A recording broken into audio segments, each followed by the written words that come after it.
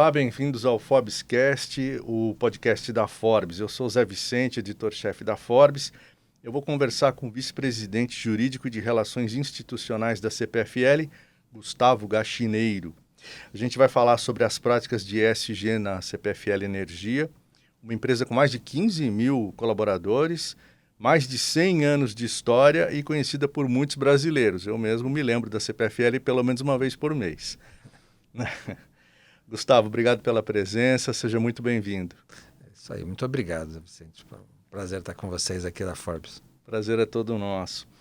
O Gustavo lidera a área jurídica e de relações institucionais de uma empresa que atua nos segmentos de distribuição, geração, transmissão, comercialização e serviços. Acertei? É isso aí, perfeito. Muito bem. E desde 2017, o grupo é controlado pela State Grid, estatal chinesa que é a maior empresa de energia elétrica do mundo. E que além da China tem operações na Itália, Austrália, Portugal, Filipinas e Hong Kong. Gustavo, antes da gente falar como é fazer parte da liderança de uma empresa desse tamanho, né, com essa história toda, fala um pouco sobre a sua história, sua trajetória de vida, onde você nasceu, onde você estudou, teu primeiro emprego e teu início de carreira nessa área. Perfeito. Bem, eu nasci na cidade de São Paulo, sou paulistano, da Gema. Quer dizer, me formei em Direito, sou advogado, né, de formação, né? Quer dizer, iniciei na carreira corporativa na Bardella, muitos anos atrás, né, em 95, entrei na indústria mecânica, fabricando equipamentos que, inclusive, iam para o setor elétrico, né, muitos anos atrás, né? Depois fiz um MBA em Finanças na FGV, na Fundação Getúlio Vargas, né? Então, realmente, essa é a minha formação. Eu estou há 5 anos no setor elétrico, desde 2018. Antes eu passei 19 anos no setor de telecomunicações, né? Eu fui da AT&T, fui da GVT e fui da Telefônica Vivo. Então, tô trabalhando em empresas do setor de infraestrutura já tem mais de 25 anos, né? Realmente é um prazer aí estar atuando nesse setor, que é tão importante. Esses setores todos são tão importantes para as pessoas, né? Acho que isso é uma coisa que atende as pessoas, é muito bom, né? Legal.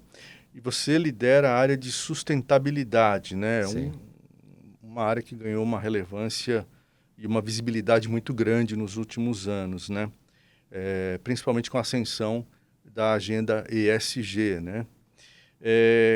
Como vocês na CPFL lidam e praticam a agenda ESG no seu dia a dia?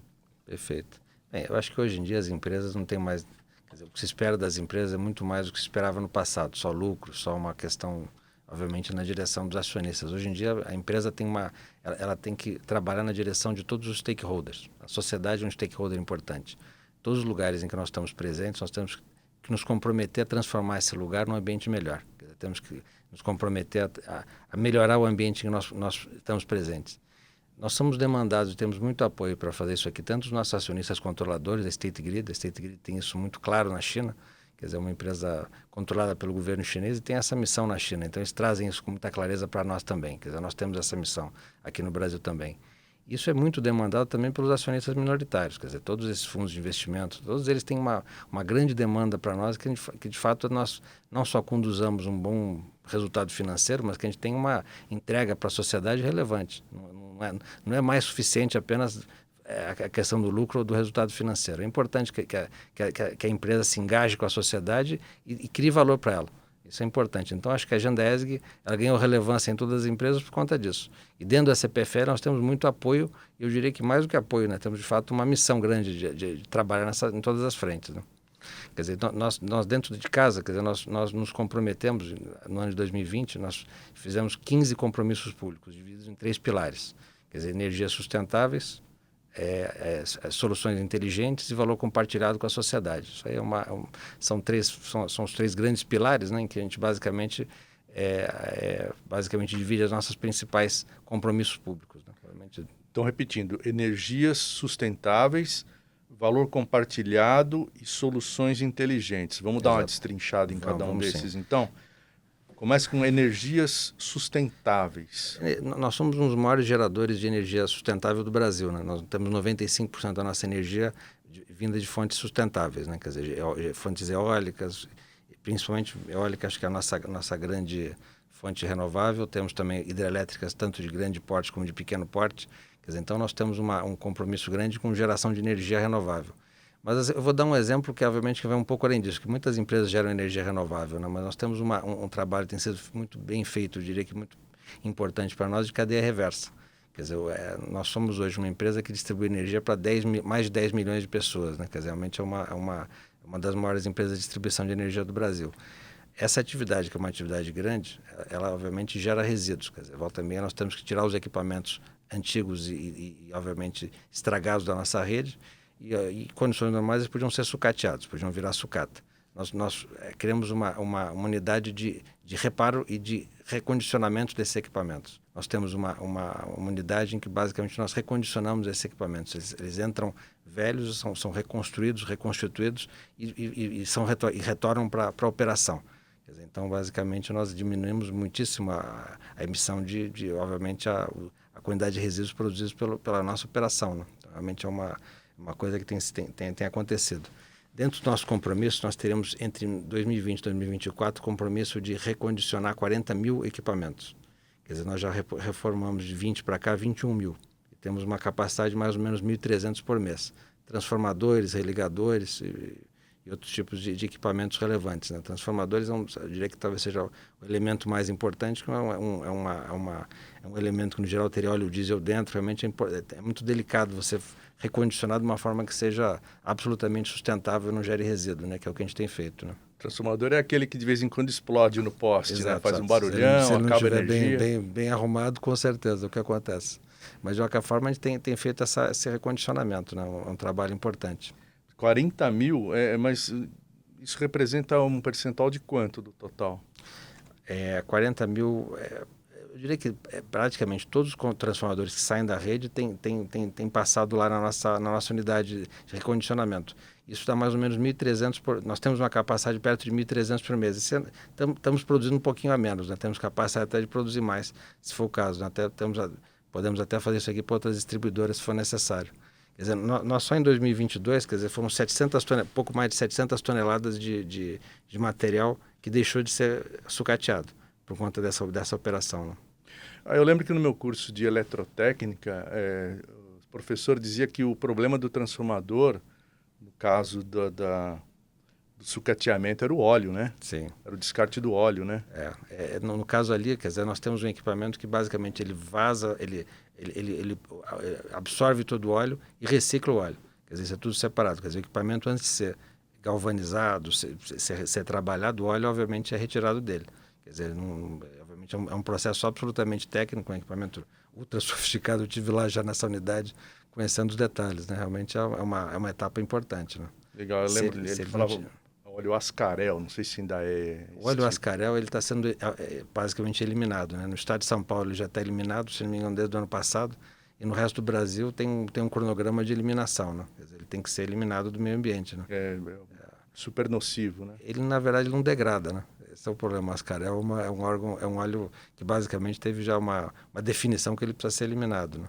Quer dizer, hoje basicamente, os transformadores estão chegando em São Paulo, principalmente, já não tem mais Ascarel. Mas, de qualquer forma, tem óleo, né? Então tem que ser trabalhado. Tem que ter um carinho aí com esse bicho, né? Óleo é sempre uma coisa importante, né? Tô vendo aqui, ó, 5.267 transformadores, reguladores e religadores foram reformados. Sim, exatamente. E 709 toneladas de materiais foram reaproveitados. Exatamente. Quer dizer, isso é uma coisa que tudo isso deixou de ir para o meio ambiente. Deixamos de demandar equipamentos novos, né, que dependeriam de matéria-prima, e, obviamente, deixamos de sucatear esses equipamentos antigos, né? Quer dizer, então, isso aqui, a quantidade de carbono deixou de ser emitida é bem razoável aí, né, nesse processo, né? Com certeza. Né? Que legal. E sobre valor compartilhado, que é um dos outros pilares que você citou. Olha, em termos de valor compartilhado, eu diria que nós temos algumas grandes iniciativas, né? Quer dizer, eu diria que uma delas que nós começamos a trabalhar de alguns anos para cá é o que a gente chama de CPFL Jovem Geração. Quer dizer, nós temos convênios com escolas, com algumas ONGs, para trabalhar, obviamente, no processo de formação das crianças, dos adolescentes. Em geral, em esporte, em educação, em música, em cultura em geral, mas principalmente música e esporte, são os dois pontos principais, né? Quer dizer, dentro das escolas a gente tem trabalhado cada vez mais nos contraturnos escolares, né? Nós estamos lançando, inclusive, um edital para ampliar bastante esse programa para 2023. Né? Quer dizer, em 2023, a ideia é fazer um processo bem ampliado de apoio às escolas públicas no contraturno escolar. Né? As crianças vão ter aula de dia, de tarde as escolas vão ter mais estrutura para lidar com arte, com música, com esporte. Entendeu? E a CPFL oferece a estrutura, os especialistas, o programa, tudo? Ou só entra com verba?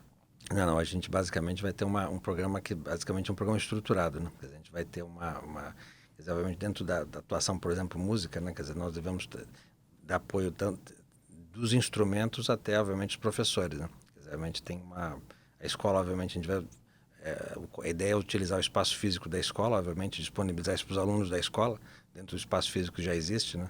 Mas toda a estrutura adicional, quer dizer, a escola não teria ônus com todo esse programa, né? Seria uma coisa disponível, obviamente, quer dizer, uma atividade adicional, que basicamente colabora com a educação, mas é adicional ao trabalho educacional que a escola já faz, né? Quer dizer, obviamente os alunos vão ter uma alternativa de ocupação e de lazer, né? Quer dizer, realmente, tanto o esporte quanto a música, quanto a cultura no geral, ele adiciona muito na educação e, obviamente, na formação da pessoa, né? Quer dizer, hoje em dia a educação é muito mais do que educação, formação, né? Quer dizer, realmente você tem que formar um ser humano, né? É muito além do conteúdo, né? Sim. Não, e música, o pessoal parece que às vezes não dá o devido valor, né? Mas é uma parte muito importante Sem da dúvida. formação até mental, né, Sem dúvida. das crianças, Sem né? dúvida. Ativa partes do cérebro ali que estavam meio paradinhas e Sim. tal. A música emociona, a música inspira, né? Quer dizer, acho que a pessoa vira algo melhor, ainda mais se ela puder participar do processo realmente da música, né? Quer dizer, realmente não só na condição de ouvinte, que também já é muito bom, né? Mas até aprender, né? Quer dizer, se de repente pessoas que têm aí um talento especial podem até, no limite, seguir essa carreira, né? Realmente tem gente que tem histórias incríveis de pessoas que de repente tiveram um contato superficial com a música e de repente descobriram um talento incrível, né? Então é isso. E esse programa já está em andamento. Esse programa já existe. Em 2023 ele vai ganhar uma dimensão diferente. Nós vamos fazer um edital completo sobre ele, né? Quer dizer, então um investimento mais estruturado é a partir de 23, né? Eu diria que além da questão do jovem geração, nós temos um programa importante já de alguns anos nos hospitais, que a gente chama de CPFL nos hospitais. Quer dizer, esse programa, eu diria que tem algumas divisões, né? Uma delas é a humanização, quer dizer, nós começamos com esse programa pouco antes da pandemia. Obviamente, com a pandemia, a humanização teve que mudar de forma, né? Quer dizer, obviamente, a humanização seria a contação de histórias, muitas vezes os palhaços que eventualmente vão até os hospitais e atividades musicais dentro dos hospitais mesmo. Com a pandemia, isso ficou tudo muito restrito. Então, basicamente, nós substituímos muito disso por atividades online, né? Quer dizer, assim, tablets, nós distribuímos tablets para as pessoas assistirem essa atividades, né? E a receptividade foi melhor até do que a gente imaginava, né? Quer dizer, hoje em dia, depois da pandemia, né, acho que a gente já está numa fase que a gente pode dizer que a pandemia já está atrapalhando um pouco esse tipo de coisa. Nós já voltamos às atividades presenciais, ainda existem atividades online, quer dizer, ainda tem isso ainda se demanda um pouco essa atividade online. Mas já em 2023, no 2022, nós já temos, isso aqui já voltou presencialmente, eu diria que em grande quantidade, né? Nós hoje já conseguimos voltar, eu diria que bastante, né? Quer dizer, em 2021, nós atendemos 10 mil pessoas nesse processo de humanização. Esse ano já foram 50 mil, né? Foi um pouco mais de 50 mil pessoas na humanização dos hospitais, né? Adicionalmente, quer dizer, nós fazemos um investimento através do PRONAS, do PRONON e dos outros programas em reparos nos hospitais, né? Quer dizer, nós ajudamos os hospitais a consertar a sua estrutura física, né? Quer dizer, a gente tem obviamente, dando foco principal na nossa área de concessão, que é o interior de São Paulo, o interior do Rio Grande do Sul. Quer dizer, obviamente, hospitais públicos, hospitais filantrópicos. Quer dizer, obviamente, eles sempre tiveram grandes dificuldades no Brasil. A saúde no Brasil sempre teve um grande problema de financiamento, né? Então, nós ajudamos os hospitais a reparar as instalações físicas, né? E obviamente, que ele possa funcionar melhor, né? Quer dizer, nesse caso aqui, quer dizer, se você somar, ano passado foram os hospitais que receberam apoios nossos, quer dizer, atenderam perto de 460 mil pessoas, esse ano 380 mil. Quer dizer, então são programas de grande porte aí nessa questão hospitalar, né? E, finalmente, quer dizer, a última parte do CPFL nos hospitais é a questão da eficiência energética, que é uma coisa um pouco mais próxima do nosso negócio. Quer dizer, a eficiência energética, os hospitais, obviamente, para funcionar, dependem fundamentalmente de energia elétrica, né? Seja por causa da iluminação, seja por causa da utilização efetiva dos equipamentos e toda a estrutura de apoio, né? Então, o programa de eficiência energética, basicamente, ele substitui lâmpadas, recondiciona caldeiras ou coloca placas de geração fotovoltaica. Então, basicamente, nós diminuímos efetivamente a conta de energia dos hospitais, né?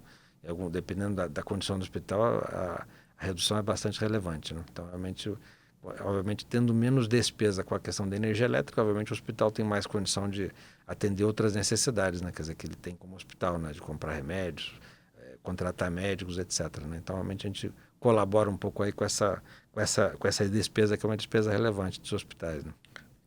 Você tem aí o número de quanto já foi investido nesse programa? Sim. Nós investimos em 21, até do ano 2021, 155 milhões de reais. Quer dizer, então é um investimento, eu diria que difícil imaginar que tem algum outro programa de apoio aos hospitais tão grande, né? E a partir de 22 nós iniciamos uma segunda fase com 140 milhões de reais. Quer dizer, então nós beneficiamos até 21 325 instituições. Quer dizer, é um programa de grande porte, né? Realmente 325, a gente está falando, obviamente, no geral, hospitais e instituições ficam no interior, né? Muitas delas nem são de grande porte, mas de qualquer forma o apoio acaba sendo muito representativo para a estrutura do hospital, né? Então, realmente, esse ano nós retomamos o projeto com mais 140 milhões de reais, né? Então, basicamente, vamos reduzir bastante a conta de energia de uma grande quantidade de hospitais aí na nossa área de concessão, seja o interior de São Paulo, seja o interior do Rio Grande do Sul, né? Esse programa começou um pouco antes até da pandemia, né? Foi no final de 19, né? Exatamente, com a pandemia, eu diria que esse programa foi muito importante, né? Realmente, os depoimentos dos hospitais, né, com relação ao nosso apoio são relevantes, né? Nós, em 21, ganhamos, inclusive, um prêmio da ONU, né, de boas práticas de ODS, né? Quer dizer, o ODS número 3, que é o ODS de Good Health, quer dizer, é uma coisa que é muito apoiada por esse programa, né? Então, realmente, nós ganhamos um prêmio aí de reconhecimento da ONU de boa prática. Em 22 ganhamos um prêmio da Anshan, né? De prêmio Econ de práticas sustentáveis, né? Quer dizer, então esse programa de CPFL nos hospitais, essa é uma coisa que realmente tem feito bastante diferença aí na nossa para a vida das pessoas, né? Dentro dessa nossa missão de tentar melhorar, obviamente, a sociedade em que nós estamos inseridos, né? A Anshan, a Câmara de Comércio do Brasil e Estados Unidos. Exato. E fisicamente, então, por enquanto, pelo que você falou, esse programa voltado à eficiência energética dos hospitais é mais no interior de São Paulo e interior do Rio Grande do Sul. Nós demos foco nesse programa nas áreas em que nós estamos atuando diretamente, né? A nossa área de concessão de distribuição passa pelo interior de São Paulo, interior do Rio Grande do Sul.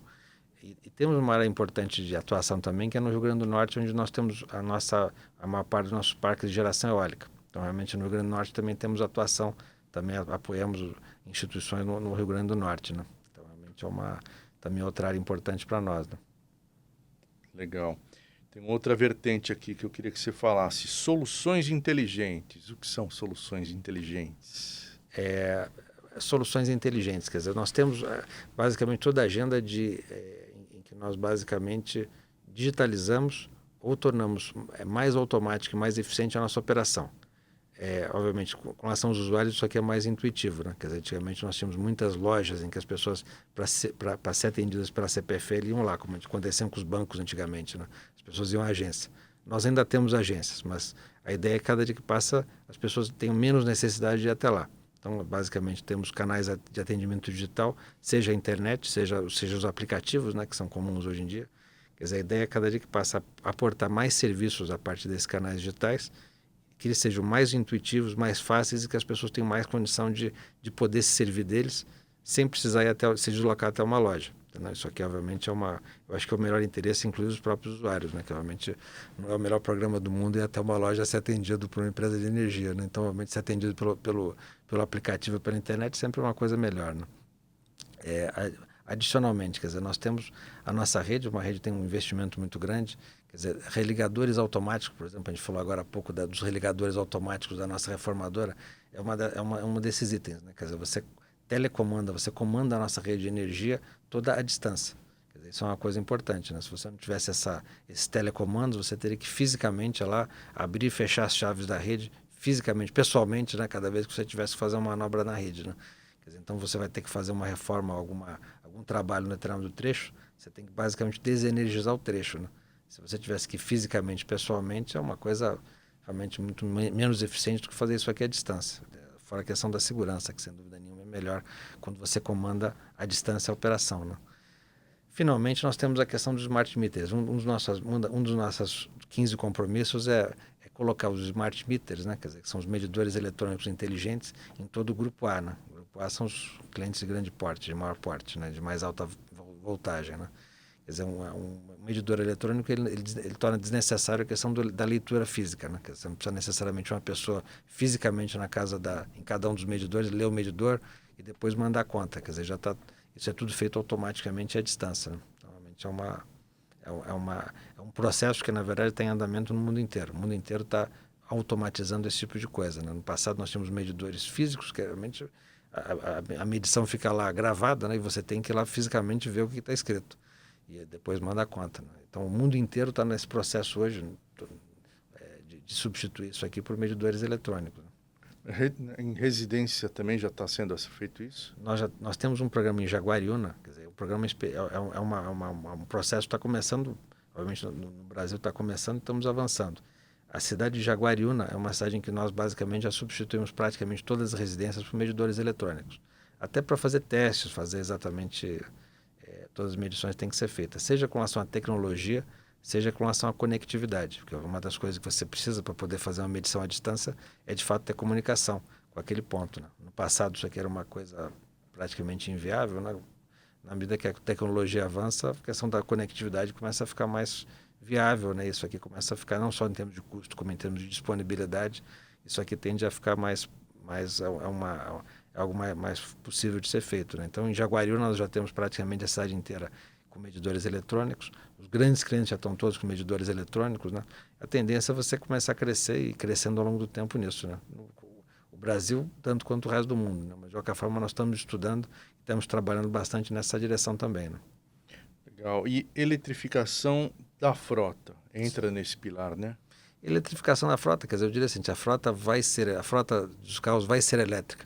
Não é se, é quando, né? Quer dizer, isso vai acontecer. Então, nós já estamos estudando, já tem alguns anos estamos estudando a questão da eletrificação da frota, seja a tecnologia, seja o efeito que ela vai ter nas redes, né? Quer dizer, obviamente, quando você tiver toda uma frota elétrica, a demanda e a forma de consumo de energia, os horários, tudo muda um pouco, né? Quer dizer, realmente hoje nós consumimos aí gasolina, óleo diesel, né? Para deslocar toda a frota, a tendência é que o tempo, cada dia que passa, vai ter mais eletricidade, né? Então, obviamente, o nosso programa de eficiência energética, temos um programa de eletrificação de frota em que nós estudamos o efeito na nossa rede, mas também estudamos como é que nós fazemos para eletrificar a nossa própria frota.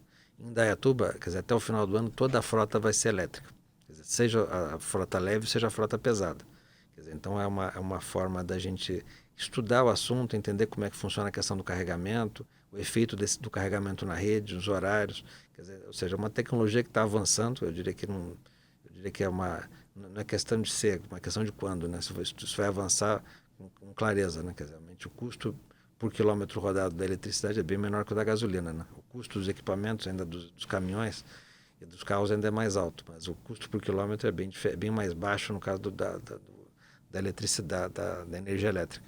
Então, quer dizer, é uma coisa que a gente tem estudado aí, cada dia que passa estuda mais, né? Quer dizer, realmente tem efeitos na rede, mas eu diria que é uma tecnologia que está amadurecendo a cada dia que passa mais, né?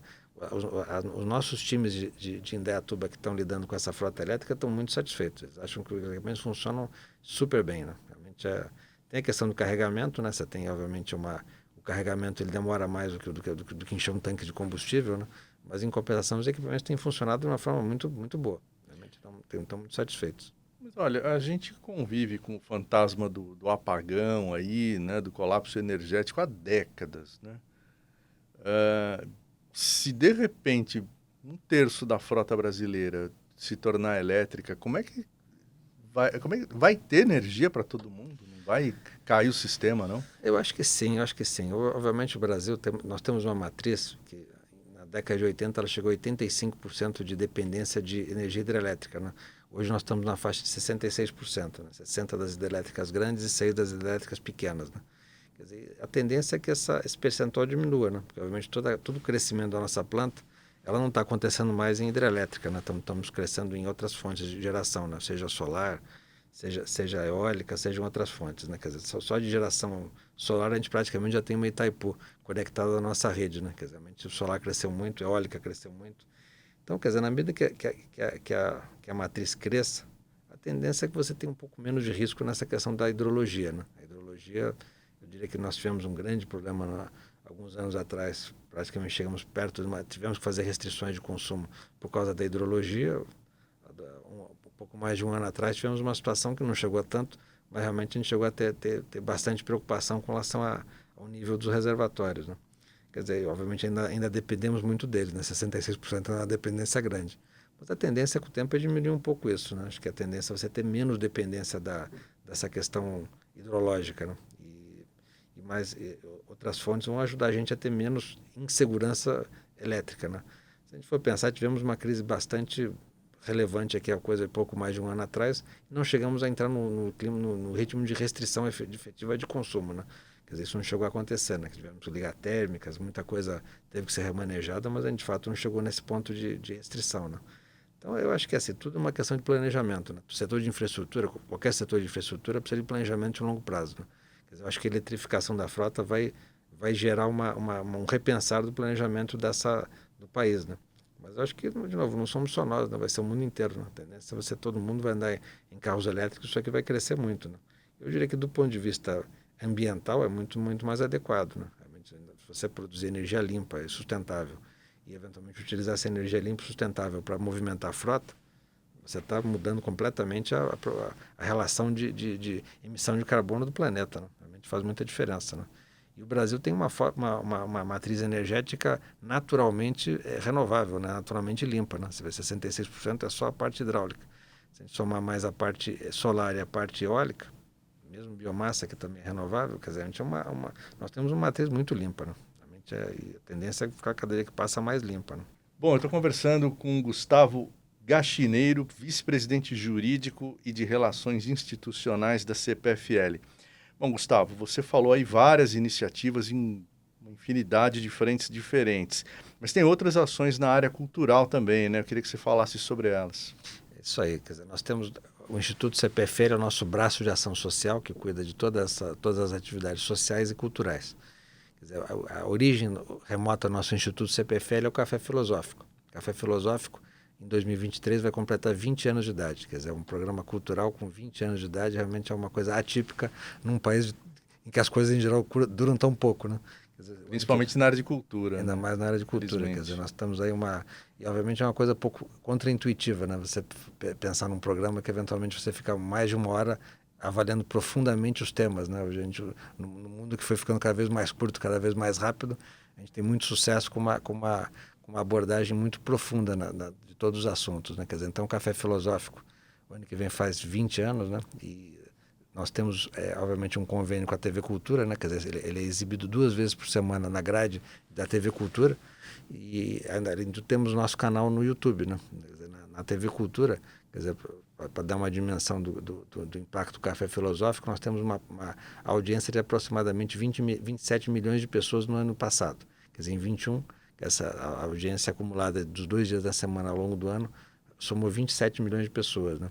E tivemos 10 milhões de views no YouTube, quer dizer, do nosso canal do Café Filosófico, né? Realmente, quer dizer, nesse mundo que tem tanto conteúdo eventualmente de todos os níveis possíveis, tendo muito, muito acesso, quer dizer, é um prazer ter, obviamente, conteúdo de filosofia, sociologia, psicologia, especialistas tratando profundamente nos temas, quer dizer, obviamente isso aqui desperta muito interesse. E não só obviamente do público de mais idade, mas principalmente do público jovem, né? Realmente o interesse dos públicos jovens sobre os temas é muito grande, né? Realmente as pessoas querem se aprofundar, querem entender melhor as coisas, né? Então, o Café Filosófico tem essa missão aí de aumentar a nossa capacidade de pensar sobre vários temas, né?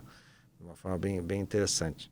Quer dizer, além do Café Filosófico, quer dizer, nós temos ainda o que a gente chama de circuito CPFL, né? Circuito CPFL é uma forma da gente tentar nos aproximar, obviamente, dos públicos em que nós atendemos, né? E fazemos isso de duas formas, né? Seja através de corridas, né? Quer dizer, nós organizamos corridas de rua, quer dizer, uma coisa que conversa bem com a nossa agenda de saúde, né? Realmente as pessoas correndo, elas liberam endorfina, melhora a saúde, então isso é uma coisa que, principalmente no interior, né? Onde temos a nossa área de concessão, não tem tantas corridas assim, né? Para quem mora numa capital que nem São Paulo, são muitas e muitas corridas de rua organizadas todas as semanas, né? No interior tem menos disponibilidade, então nós organizamos no melhor nível, né, essas corridas gratuitas, né, quer dizer, em todos os lugares em que nós estamos presentes, né? Quer dizer, no caso aqui em 2022 já foram 7 corridas, né? Já foram 7, devemos ainda fazer mais algumas até o final do ano. Além disso, temos o que a gente chama o nosso Cine Solar, né? O Cine Solar basicamente vai até as cidades, em espaços públicos, faz exibição de filmes de longa-metragem, né? No geral, cidades do interior, né? Muitas delas, em muitas situações, nós já vimos crianças, né? E algumas pessoas, às vezes, nem tão crianças, que nunca tinham visto um filme numa tela grande. Quer dizer, realmente é uma experiência interessante, né? Você foto das crianças, assim, absolutamente vidradas, né? Numa praça, vendo um filme numa tela grande, coisa que elas nunca fizeram, né? Porque nem tem cinema na Não cidade, tem né? cinema na Na cidade, ou às região. vezes não tem nem condição financeira de conseguir atingir isso, né? Quer dizer, isso aqui tudo isso é exibido em praças e é gratuito, né? Realmente, então é uma experiência, obviamente, uma interação importante com a sociedade. O cinema é uma arte importante, né? Realmente levar isso aqui, democratizar isso aqui para nós é uma coisa muito importante, né? Além disso, quer dizer, nós temos ainda o convênio entre Brasil e China, né? Quer dizer, a cultura chinesa, nós temos o nosso acionista controlador chinês, né? Eu acho que nós concluímos aqui ao longo desses últimos anos que os brasileiros têm muita curiosidade de conhecer a cultura chinesa, né? Quer dizer, o Brasil é um país que tem uma cultura mais jovem, né? Nós somos um país de apenas 500 anos de idade, né? Perto da China é pouco. Quer dizer, mas nós absorvemos a cultura e gostamos da cultura que vem de fora, né? Quer dizer, o Brasil é uma junção de todas as culturas, né? De todos os lugares do mundo. Quer dizer, a China é uma cultura milenária e muito interessante. Então, realmente, a gente tem visto aí muito interesse das pessoas sobre a cultura chinesa. Quer dizer, esse ano aqui em 22 nós já patrocinamos uma exibição de pintura chinesa, né, dentro do nosso espaço de exposição na CPFL em Campinas, né, que é por trás da Grande Muralha, né, com uma série de obras de artistas chineses ou artistas brasileiros inspirados aí na arte chinesa. Então isso foi feito esse ano. Temos o Festival da Lua, que está acontecendo agora, inclusive entre essa semana passada e a próxima. Quer dizer, é um festival que basicamente na China abre a primavera, aqui no nosso caso na China abre o outono, né? No caso aqui estamos abrindo a primavera, né? Mas no caso aqui, obviamente, é uma festa importante para eles, né? Tem toda a questão de comida, a questão das festas todas que acontecem, né? Então é interessante conhecer esse lado cultural, né? Temos ainda a exibição de filmes chineses dentro do nosso espaço cultural em Campinas ou no YouTube e música chinesa, né? Tivemos aí um concerto de música chinesa no dia 3 em Campinas, no espaço da CPFL, e temos ainda uma coleção de músicas chinesas no Spotify. Então, basicamente, essa forma de conversar, de botar em contato a nossa cultura brasileira e a cultura chinesa, né? Então, essa é uma das nossas missões aqui e tem sido bastante recebido. O que nós estamos fazendo em 2022 é o 6º ano do convênio e desse intercâmbio Brasil-China. Que legal. Gustavo, nosso tempo está acabando, mas tem algum tema relevante ainda dentro da agenda ESG que você queira comentar? Olha, um tema muito relevante para nós e tem sido cada dia que passa mais caro e mais trabalhado é a questão da diversidade. Quer dizer, realmente uma empresa tão grande quanto a nossa não vai poder compreender a sociedade se ela não tiver a diversidade dentro de si, né? Nós precisamos ter a diversidade para poder compreender a sociedade diversa e complexa em que nós estamos inseridos, né? Então temos trabalhado muito esse tema, né? Quer dizer, isso aqui vai desde a alta liderança até os cargos, todos os cargos da empresa, né? Quer dizer, quando você pensa no eletricista, uma atividade relativamente, eu diria que é a nossa atividade básica, né? Realmente arrumar rede, consertar rede, construir rede. Quer dizer, nós iniciamos várias escolas de eletricistas apenas exclusivas para mulheres, né? E estamos contratando, já temos 60 eletricistas mulheres dentro no nosso time, né? Obviamente, ainda perto do número de homens, ainda é um número pequeno, mas é um número que vem crescendo bastante, né? E deve crescer ao longo dos próximos anos, né? Realmente é um tabu que vai sendo quebrado e é bom que seja quebrado, é bom que os tabus se quebrem, né? E temos grupos de afinidade, nós criamos grupos de afinidade para mulheres, para negros, para LGBTI+, para pessoas com necessidades especiais e para gerações, né? Realmente temos uma empresa com mais de 100 anos, né? Quer dizer, com pessoas de gerações muito distintas convivendo. Então, também entendemos que isso também seria um ponto relevante, né? Esses grupos de afinidade conversam sobre o tema, conversam sobre tudo que tem acontecido dentro da empresa e, obviamente, se permitem propor alternativas e formas da gente conduzir a agenda no futuro, né? Nós também introduzimos metas para os executivos de ampliação da diversidade dentro da nossa empresa. Então, realmente, isso aqui, obviamente, ele vai isso aqui já passou para ação concreta, né? Realmente, nós temos que nós desejamos e seremos uma empresa mais diversa a cada dia que passa. E a questão da diversidade, me permite aqui um parênteses, ela não é só uma questão de nós somos bacanas, nós estamos cumprindo a agenda ESG que está na moda no mundo inteiro. Ela tem reflexo na rentabilidade da empresa, né? É mensurável e é relevante, né? Chega a aumentar em 25%, né? A produtividade de uma empresa. Eu acho que daí para mais, porque realmente na nossa missão, no caso de uma empresa do setor elétrico, nós precisamos compreender a sociedade, temos que entender como ela funciona.